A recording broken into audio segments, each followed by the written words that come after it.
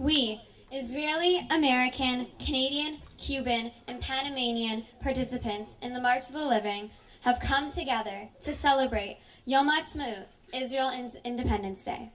Last night and today, during Yom Hazikaron, we remember those who exposed themselves to mortal danger in the days of struggle prior to the establishment of the State of Israel, and the soldiers of Tzahal, the Israel Defense Forces, who fell in the wars of Israel beginning in 1948, 62 years ago.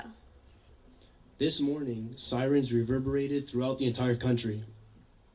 Traffic came to a halt. All public life stopped as everyone stood for 2 minutes of silence. We begin the celebration of Yom Hazikaron,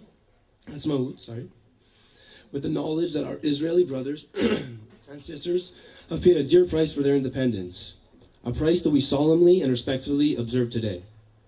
Here, we stand in the vicinity of the tomb, where the Battle of 1948 was crucial in Israel's struggle for independence. The heroic efforts of newly created IDF forces in this vicinity created the momentum for opening the way to convoys full of food, fuel, arms, and other supplies to visit city of Jerusalem. 62 years ago, a young 20-year-old platoon leader named Ariel Sharon nearly died in this same area. In a wadi barely visible from the road, where rushes now separate bright green vineyards from golden brown fields of grain, he was pinned down for hours with his men. He was shot in the stomach and thigh. His radio was destroyed, and he did not hear the order to withdraw. It was only when he saw the enemy soldiers on the hills behind him that he realized that he and his remaining men had been left behind, alone.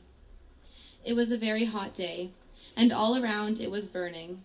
The fields were on fire, and only 4 of 35 men were alive and unwounded. I was dead thirsty.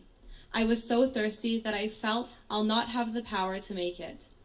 This was the hardest thing that I have ever done.